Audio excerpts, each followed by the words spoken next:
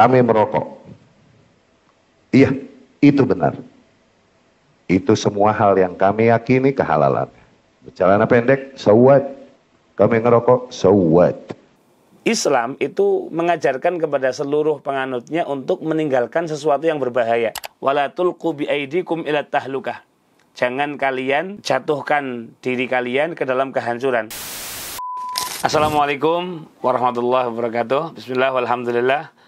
Assalatu wassalamu ala rasulillah Sayyidina Muhammad ibn Abdullah wa ala alihi wa sahbihi wa mawalah. La hawla wa la quwata illa billah, amma ba'da. Teman-teman dimanapun Anda berada, alhamdulillah pada kesempatan kali ini kita bisa bersua kembali dalam program Tanya Guse, yang mana kita banyak mendapatkan kiriman tentang salah satu ustadz ya, yang beberapa kali pernah kita reaction pendapat-pendapat beliau. Videonya berikut ini. Beberapa nilai yang dituduhkan dan diingkarkan ke atas kami berdasarkan informasi yang kami terima dari ikhwah yang mengikuti permasalahan ini adalah bahwasanya kami bercelana pendek, kami mancing, kami merokok. Iya, itu benar. Itu semua hal yang kami yakini kehalalan. Bercelana pendek, so what? Kami mancing, so what? Kami ngerokok, so what? Wa malu.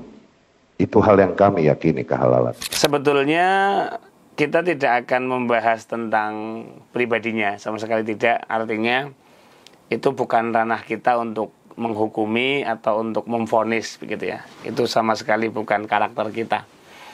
Tetapi ada dua hal yang ingin saya highlight, yang ingin saya terangkan dari video itu. Yang pertama, dalam madhab kami Al-Imam Syafi'i, auratul rajul itu ma baina surrah war rukbah. Auratnya laki-laki itu adalah lokus antara lutut sampai ke pusar. Jadi teman-teman sekalian, wajib bagi kita kaum laki-laki ya, baik di dalam sholat ataupun di luar sholat, untuk menutup lokus antara pusar sampai ke lutut. Jadi itu mungkin poin pertama yang ingin kita sampaikan. Jadi teman-teman sekalian, apalagi Anda yang mungkin jadi panutan, Anda yang mungkin bergelar santri, Anda yang mungkin senang ke majelis taklim, tidak seyogianya membuka aurat gitu. Apalagi ketika Anda adalah seorang panutan begitu. Nah tentu ini dalam keadaan sendiri ataupun dalam keadaan rame-rame di depan orang banyak, di depan lawan jenis, apalagi dalam sholat, itu tentu pasti ya. Karena sekali lagi dalam madhab Asy-Syafi'i, auratul rajul itu adalah ma baina surrah war rukbah, antara pusar dan lutut secara mutlak gitu. Kemudian yang kedua, mengenai hukum rokoknya sendiri. Disclaimer teman-teman, alhamdulillah saya ini bukan berokok ya, alhamdulillah, karena bimbingan guru tentunya, dan tentu karena kesadaran juga, alhamdulillah saya dan juga santri-santri di pesantren kami larang untuk merokok. Tetapi kita harus objektif juga begitu. Meskipun saya mengharamkan diri saya untuk merokok, dan teman-teman santri yang tinggal di tempat kami larang, peraturannya dilarang keras merokok begitu. Tetapi kita harus objektif menyikapi hukumnya begitu. Gimana sih hukum rokok ini sebetulnya? Karena sebetulnya beberapa episode lalu banyak yang meminta untuk dibahas ini.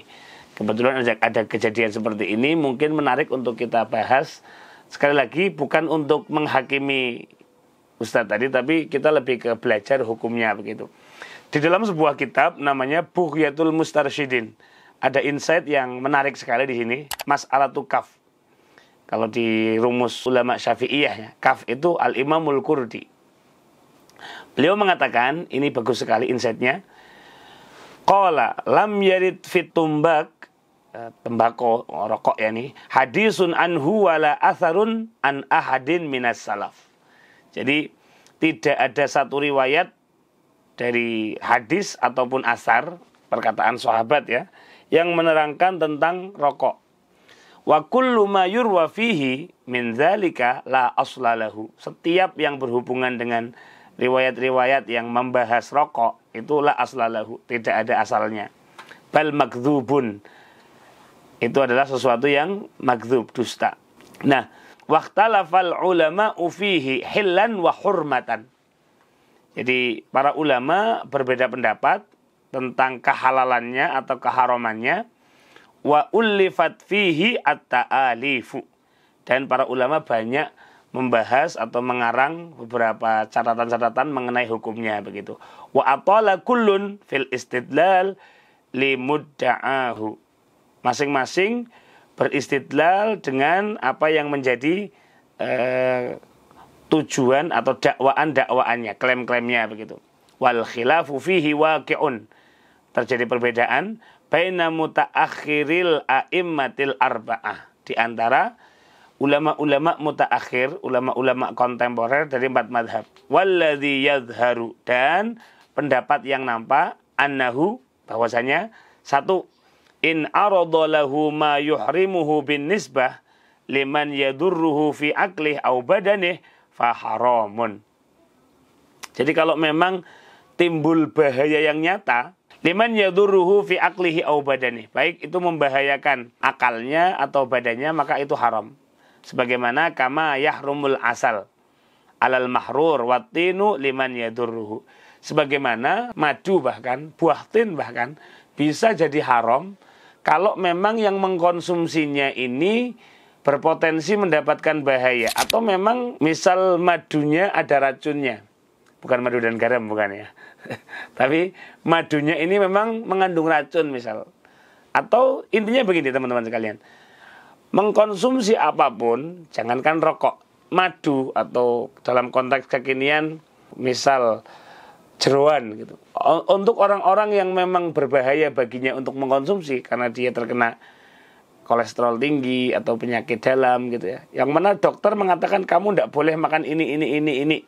Yang mana kalau memakan pasti akan ada madarat, maka haram mengkonsumsinya. Artinya apa? Itu tidak hanya berlaku pada rokok saja begitu. Wa qad yu'radu lahu ma yubihuhu bal yusayyiruhu masnunan. Tapi kadang-kadang ada sesuatu yang memperbolehkan atau bahkan menjadikan anjuran untuk orang itu. Kapan? Kama idza stu'mila lit tadawi. Seperti ketika digunakan untuk tadawi, berobat. Biqauli thiqatin au tajribati nafsihi bi annahu dawa'un lil illah allati syuriba laha.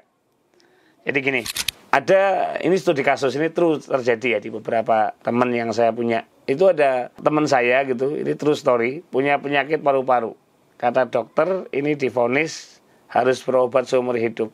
Ternyata dia punya orang yang dia percayai kebenarannya begitu. Kemudian dikasih rokok tertentu ya, saya nggak perlu nyebut namanya. Kemudian orang ini mengeklaim ini obat begitu.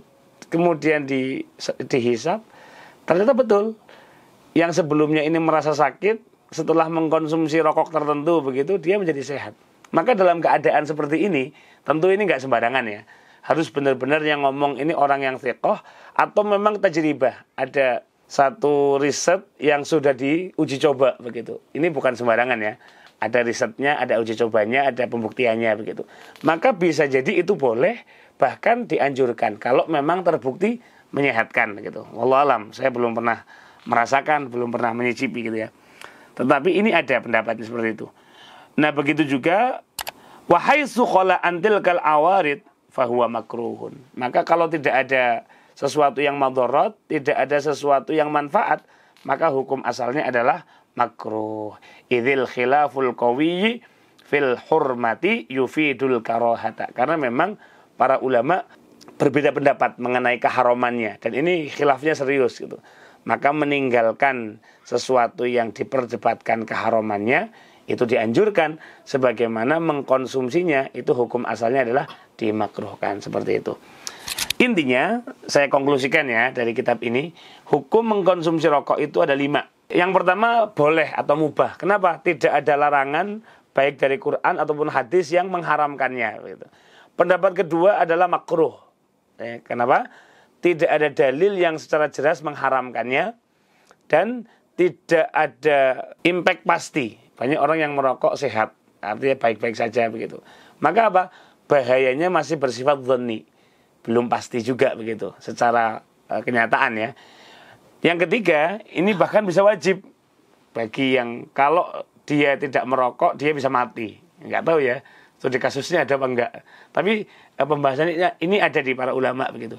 Yang keempat, bisa jadi dianjurkan atau sunnah mustahab. Pak, kalau memang ada seorang ahli yang terpercaya begitu, yang mana dia merekomendasikan untuk mengkonsumsi rokok tertentu untuk penyakit tertentu. Ini tidak bisa sembarang orang ngomong. Nah, yang kelima, haram. Nah, ini yang ingin kita highlight ya. Haram ini dengan beberapa pertimbangan. Kata para ulama, yang pertama, para dokter sepakat ya bahwa merokok itu bisa menyebabkan serangan jantung, gangguan kehamilan dan janin, impotensi dan sebagainya. Itu zaman dulu. Zaman sekarang lebih singkat padat, merokok membunuhmu begitu. Ini atas riset yang panjang begitu. Nah, maka Islam itu mengajarkan kepada seluruh penganutnya untuk meninggalkan sesuatu yang berbahaya. Qala Allah Ta'ala dalam surat Al-Baqarah, wala tulqu biaidikum ila tahlukah. Jangan kalian jatuhkan diri kalian ke dalam kehancuran. Wa ahsinu, dan berbuat baiklah, sesuatu yang bermanfaat. Innallaha yuhibbul muhsinin, karena sungguh Allah mencintai orang-orang yang berbuat baik. Itu ada di surat Al-Baqarah ayat 195. Ini juga dikuatkan dengan hadis dalam riwayat Ibnu Majah ya. Nomor hadisnya 2340. Haitsu yaqul, Nabi Muhammad bersabda, la dharar wa la dhirar. Bahwasanya janganlah kalian berbuat sesuatu yang membahayakan dan jangan membalas dengan berbuat sesuatu yang membahayakan orang lain. Jadi kita tidak boleh membahayakan diri kita dan juga tidak boleh membahayakan orang lain. Maka ini menurut ulama yang mengharamkan pendekatan pertama ini. Pendekatan kedua, kata para ulama yang mengharamkan ya, ini karena ada unsur tabdzir atau pemubadziran harta. Kenapa? Ya tentu, apalagi rokok zaman now ya. Konon cukainya tambah mahal, maka harganya juga tambah mahal. Dikatakan Allah Subhanahu wa taala berfirman, ini ada di surat Al-Isra ayat 26. Wa atidzal qurba haqqahu wal miskina wabnas sabil wala tubadzir tabdzira. Dan berikanlah hak-hak keluarga kalian, qorobah yang dekat ataupun yang jauh, berikanlah hak-haknya. Artinya apa? Dikasih nafkah yang layak, dikasih bantuan yang bisa mencukupi begitu. Wabnas sabil, begitu juga orang-orang yang terlantar, wala tubadzir tabdzira. Janganlah kalian bermubadzir-mubadziran, menyia-nyiakan, menghambur-hamburkan hartamu secara boros. Kenapa? Innal mubadzirina kanu ikhwana syayatin. Orang-orang yang senang menghambur-hamburkan harta itu adalah temannya, saudaranya syaitan. Wa kana syaitanu lirabbih kafura. Dan syaitan ini adalah sosok yang ingkar kepada Rabbnya. Ini dikuatkan dalam kitab Mughnil Muhtaj ila Ma'rifati Al-Fadhil Minhaj juz 8 halaman 39.